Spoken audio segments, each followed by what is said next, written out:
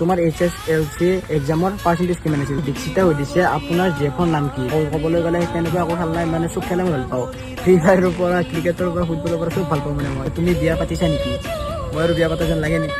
গম পালে সকলোৰে কমেণ্টখিনি ৰিপ্লাই যোৱাকালি যিহেতু মই ষ্টৰি মাৰিছিলোঁ আপোনালোকক সুধিছিলোঁ মোলৈ আপোনালোকৰ কিবা প্ৰশ্ন আছে নেকি, মানে কুৱেশ্যন আছে নেকি, তো তাকে সুধিছিলোঁ। বহুতে কমেণ্ট কৰিছে, সকলোখিনি আজি কম মই। তো ছেকেণ্ড কমেণ্ট কৰিছে দীক্ষিতা সুধিছে আপোনাৰ জেফৰ নাম কি? তো সেইটো বাৰু মই আপোনালোকৰ আগত ক'ব নোৱাৰিম, চ' বেয়া নাপাব আৰু। নেক্সট কমেণ্ট কৰিছে ৰিয়ান আফ্ৰিতে, দাদা তোমাৰ ভিডিঅ' চাওঁ ভাল লাগে। ক'ত? মোৰ ঘৰ বৰ্মা।